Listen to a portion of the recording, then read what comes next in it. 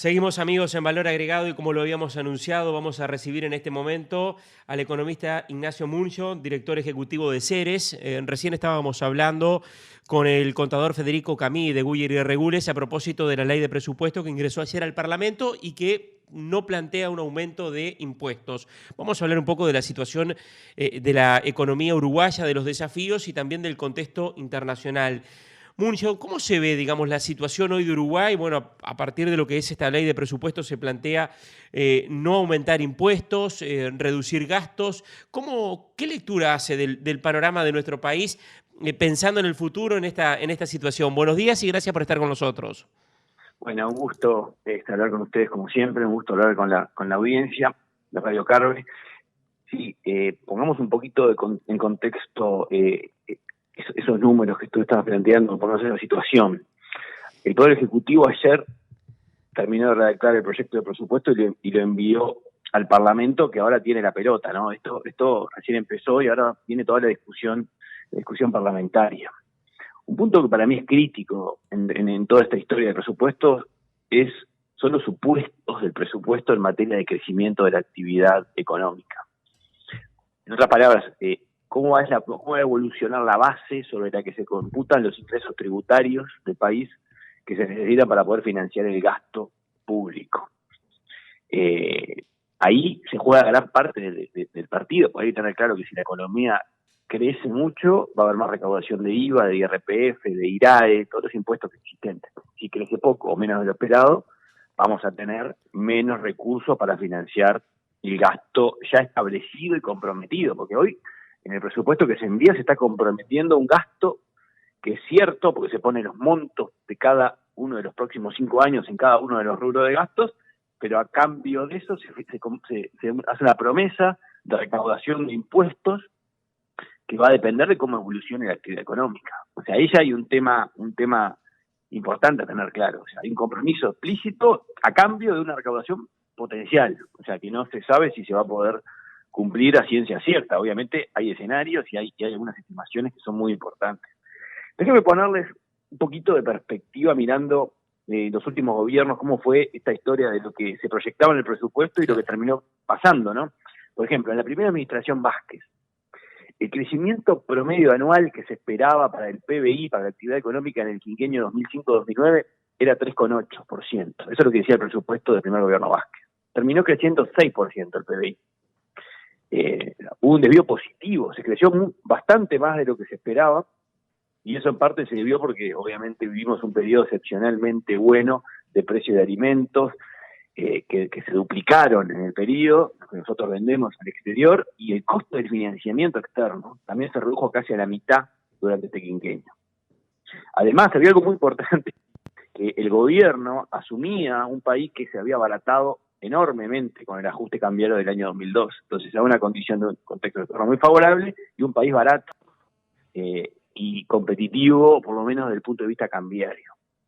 En ese periodo se había comprometido en el presupuesto a terminar con un déficit fiscal de 0,4 al final del gobierno y se terminó con 1,6 de déficit. O sea, no se pudo cumplir a pesar del enorme crecimiento de la actividad económica muy superior a lo que se esperaba, no se pudo cumplir con el resultado fiscal. En el caso del gobierno de la administración Mujica, se esperaba crecer 4,6, se creció 4,9, o sea, ahí el desvío fue menor, fue positivo, pero fue casi en la línea con lo que se esperaba.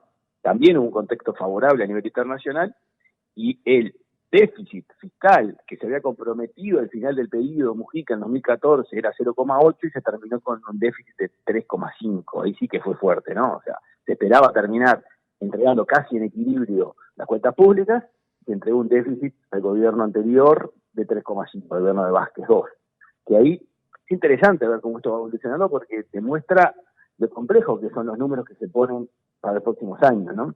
En el gobierno Vázquez II se esperaba un crecimiento de 2,8% del PBI en el quinquenio 2015-2019 y terminó siendo la mitad, 1,3%. Eso fue el crecimiento que tenemos de los últimos 5 años.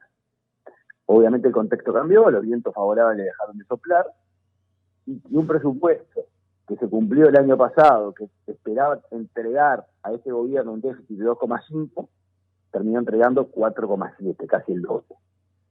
O sea, ese es el panorama inicial que se toma. Ahora, en este presupuesto, se espera un promedio de crecimiento del PBI para el quinquenio de en torno del 2%, cercano al 2%.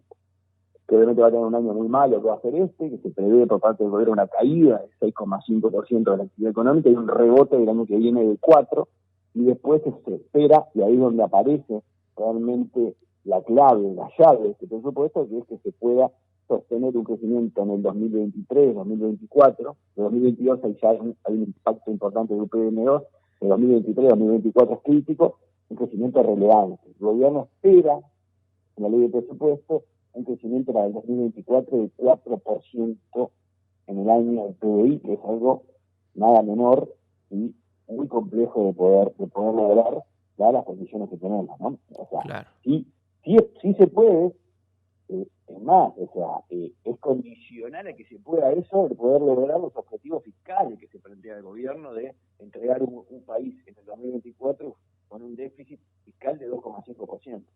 Recordemos que hoy ya está cerca del 6%, había el dato ayer, justo estamos en 6% de déficit fiscal, que se espera el gobierno cerrar el año en menos 6,5% y terminar el quinquenio en 2,5% de déficit.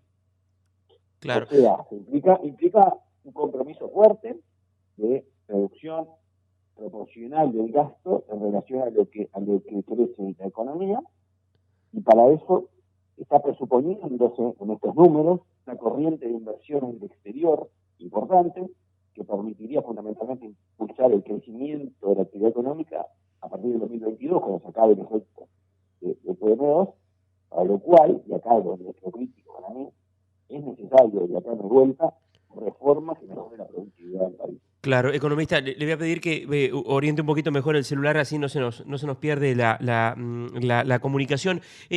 A propósito de lo que es el presupuesto, esta proyección con respecto al crecimiento, este escenario actual en lo que es el tema tributario sin modificaciones, esta expectativa de crecimiento, ¿qué piensa usted? ¿Sería necesario o podríamos correr con este escenario o podría plantearse la posibilidad, en base a lo que está presupuestado, al ahorro y a la expectativa de crecimiento, podemos pensar en los próximos años sin necesidad de modificar la parte impositiva o el riesgo es importante de tener que afrontar un cambio impositivo? Hay una señal muy fuerte por parte del Poder Ejecutivo que descarta aumentar la carga impositiva de la población, que dicho sea de paso ya se apretó mucho el cinturón y que recibe a cambio servicios, a cambio de esa carga tributaria de calidad insuficiente, ¿no? Tenemos ahí un tema que creo que no hay mucho espacio para aumentar la carga tributaria, que no sea contraproducente el impacto que pueda tener. También hay algo interesante que no se habla en este presupuesto, por suerte, que sí se escuchaba hablar en el pasado, es aquello de que existen recursos disponibles asociados a la promoción de inversiones, lo que se llamaba el gasto tributario, que es esa especie de ficción que se hacía de creer que sin las exoneraciones, por ejemplo, de la ley de inversiones, o de las zonas francas, o de los free shops, existirían tales inversiones con la carga tributaria normal del resto de los sectores. Eso es muy difícil de poder sostener, y por suerte no está en discusión ahora revisar esto de las exoneraciones que tienen varios sectores, que es lo que permite que puedan invertir y funcionar. Ahora, hay que tener muy claro que reducir el gasto no es nada sencillo, ¿no? Además de no ser nada grato, porque hay una parte enorme de los rubros del presupuesto que son rígidos a la baja, que tienen mecanismos de ajustes que son fijados por normas constitucionales o legales, o contratos previos que rigen por muchos años acá más. También hay que tener claro que no va a alcanzar solo con una reducción de los cargos de confianza, con cortes de publicidad o con frenar el llenado de vacantes. Ahí lo que hay que tener claro es que el crecimiento de la actividad económica comprometido hay que lograrlo cumplir. Ahí está la llave, repito. O sea, no veo posible que una suba de impuestos genere un impacto positivo de recaudación, que iría hasta contraproducente porque hundiría más la actividad económica, y creo que realmente vamos a tener que impulsar reformas profundas para que esos números de crecimiento del PBI, que repito, son la base que cierran estos números del presupuesto, o sea, si el crecimiento del PBI no se consolide, no se concreta con los valores que se plantean, estos números no van a cerrar, ¿no? no cierran, dependen de que Uruguay pueda volver a crecer y dependen enormemente. Claro. Por lo tanto, esa es la agenda que hay por delante. Claro. Hacer todo lo que sea necesario para que el país pueda crecer y con ese crecimiento, con los marcos tributarios actuales, lograr una mayor recaudación y financiar un gasto que se plantea crezca menos que lo que crecía en el pasado y en algunos aspectos se pueda congelar. Claro, La economista. realidad es compleja, ¿no? Claro, exactamente. Y a propósito del crecimiento, usted hacía referencia recién a lo que había estado ocurriendo en los gobiernos anteriores, donde hubo una situación favorable desde el exterior a partir de los precios internacionales de los productos que vende Uruguay, mayoritariamente de origen agropecuario. Estamos en una situación muy particular que viene generando la pandemia. ¿Prevé que pueda existir nuevamente algún escenario favorable para los precios de los productos de origen agropecuario? No se puede descartar que haya una mejora en los precios, es un escenario posible con baja probabilidad de que esta suba sea relevante, ¿no? O sea, de hecho creo que sí se puede descartar volver a los niveles que teníamos en el 2010, 2011, 2012 hasta 2014, ¿no? Ahí tuvimos un periodo, diría yo, excepcionalísimamente único y que fue obviamente muy bienvenido en aquellos años por nuestro país. Esto lo veo muy lejano. Por lo tanto, para los próximos años, para poder concretar esas tasas de crecimiento, que repito, son la base de sustento de este presupuesto, se implica hacer deberes internos, o sea, reformas del país, más allá de esperar que de afuera venga un salvavidas que nos haga impulsar el crecimiento. O sea, la pelota la tiene el país. Hay reformas en materia de inserción internacional que Uruguay tiene que darse, no puede seguirse pagando los aranceles que se pagan por colocar nuestros productos en el exterior. Eso está establecido en la exposición de motivos del presupuesto que se presentó anoche. No se puede seguir pagando los costos de las tarifas públicas por funcionar en combustible, en electricidad, en telecomunicaciones. Son demasiado altas para las necesidades que tenemos hoy en nuestro país y para la capacidad de producir. Eso sin suma. Claro. No podemos seguir teniendo las regulaciones que existen en muchos sectores que son absurdas, que se acumularon durante mucho tiempo y no tienen ni pie ni cabeza y son un costo enorme para producir en el país. Y eso es generalizado y específico en cada uno de los sectores productivos que hay que revisar a fondo. Claro. Esa es la agenda, hay que tenerlo claro. Bien, economista, ¿y el tipo de cambio? Usted recién hacía referencia a algunos elementos que hacen a la competitividad y al costo país. El tipo de cambio, y el Banco Central habló de algunos lineamientos en estos últimos días. ¿Cómo ve esta variable? Es un tema muy complejo, muy delicado, porque Uruguay está algo desalineado en materia de competitividad de tipo de cambio real con respecto a sus socios comerciales y con respecto ni que hablar con respecto a la región. Uruguay está muy claro con respecto a la región y en conjunto, cuando uno mira todos los mercados exteriores con los que Uruguay comercia, tiene un encarecimiento relativo importante. De hecho, esto está plasmado en la propia exposición de motivos que se presentó anoche. Voy a leer textualmente. Miren lo que dice. Para mejorar Economista, le voy a pedir que oriente un poquito mejor el celular porque se me va sí, voy a sí. leer textual. Ahora digo la exposición de motivos que se presentó anoche. Dice, para mejorar la competitividad, Uruguay debe transitar hacia un tipo de cambio real más alineado con su equilibrio.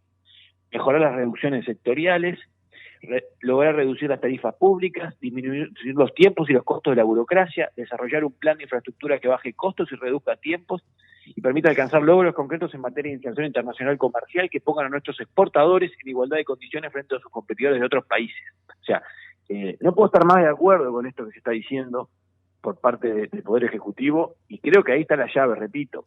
Tenemos un desequilibrio cambiario, somos caros y como somos caros tenemos que adaptarnos para ser consistente nuestros fundamentos económicos y microeconómicos con un país que se ha vuelto un poco más caro y que es difícil abaratarse exclusivamente por el lado cambiario porque Uruguay tiene un tipo de cambio flexible, que el valor se lo pone en el mercado y cualquier intervención que se quiera hacer en el mercado cambiario es difícil que tenga un efecto relevante en el mediano plazo. Eso hay que tenerlo claro. La artillería del Banco Central en estos momentos, dada una situación del déficit elevado que tenemos, fiscal, para poder afectar sustancialmente el valor del dólar del Uruguay, es muy limitado. Eso hay que tenerlo claro y lo venimos diciendo desde hace muchos años cuando se hablaba del atraso cambiario en el Uruguay. Hay una situación de atraso cambiario que es muy difícil de afectar solamente con política monetaria. Hay que hacer una batería completa de medidas que mejoren la competitividad del país. Ahí se juega el futuro. Bien, en definitiva y como conclusión con respecto, si tiene que definir brevemente lo que es este presupuesto que envió ayer el Poder Ejecutivo, ¿cómo lo considera? Es un presupuesto razonable que genera una expectativa muy importante para que la economía, y no solo expectativa, sino una dependencia en el crecimiento futuro del país, llave esencial para que los números cierren de forma consistente. Entonces ahí es donde hay que poner todas las baterías, generar las condiciones básicas que necesita la inversión en el Uruguay, tanto extranjera como local, para volver e impulsar ese crecimiento. Ahí está la llave. Tiene que volver la inversión productiva de forma sustancial al país, ausente hace por lo menos 4 años en nuestro país. Ahí está el partido. Bien, director ejecutivo de Ceres, economista Ignacio Muncho, muchas gracias por estar con nosotros. Un gran gusto y un fuerte abrazo a toda la audiencia.